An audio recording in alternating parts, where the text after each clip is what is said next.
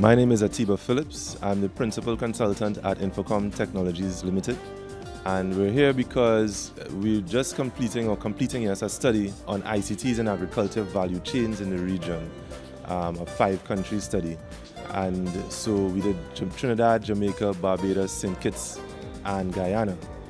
Looking at the state of play in terms of persons and actors along the value chain incorporating ICTs into what they're doing and how effective that has been. Also looking at international best practices and seeing what we can learn and how we can adapt in the context of the regional agenda.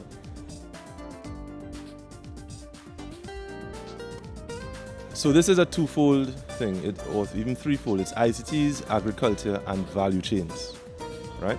So, well, we are aware what ICTs is. So technologies that allow us to store, disseminate, process, visualize information in electronic formats generally. Agriculture, well, we are aware, and the particular project was on roots and tubers, particularly cassava and sweet potatoes, as well as small ruminants, sheep and goats.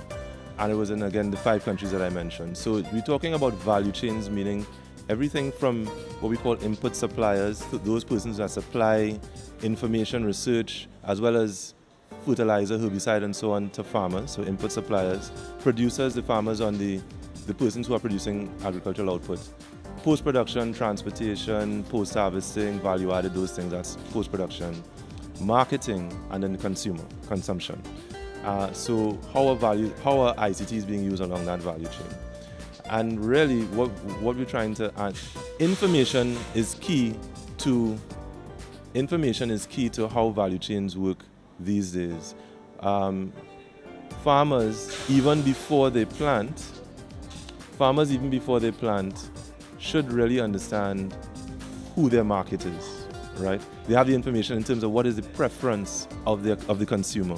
So, for example, in the hotel and tourism industry, they need the sweet potatoes of a particular length, for example, or they need so much meat on the lamb, right, so that it can do the lamb chops, right, and you get a higher value, you get more money basically if you meet these preference requirements and if you don't. For example, it's also interesting in the context of food import bill and food security. In Trinidad, 85% of the goat that we eat in curry goat and so on, roti and so, is imported, is from New Zealand. I don't think that the information is getting to the consumer that they know that they're eating New Zealand goat. And so we can shift demand preferences if the right information gets to the right parties. And we can also build business cases for persons to get into certain kinds of business activity or agricultural activity if the information gets to the right places. Additionally, I mean, and so it's along the value chain. We talked earlier about extension services where ministry and other personnel go out to farmers to talk to them about disease and pests and so on. And now they're doing that with tablet computers, so, or even your smartphone.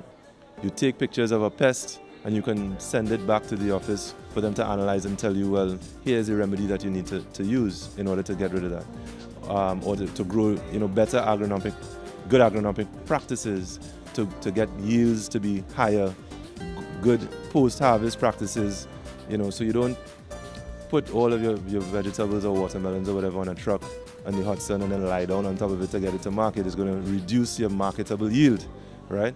So just some things that, information needs to get to the right person at the right time to bring this value chain together so that the farmer has the information and that the consumer has it. The consumer can be hotels, they can be cruise ships, they can be prisons, right? So we need to get their information. What are you demanding? You need these amounts over this. You need 100, pounds of potato every 2 weeks at this level of quality. That information needs to get to the farmer. The farmer they also need to know, as a hotel, here's a wide range of fruits that are available in country that my customers are demanding.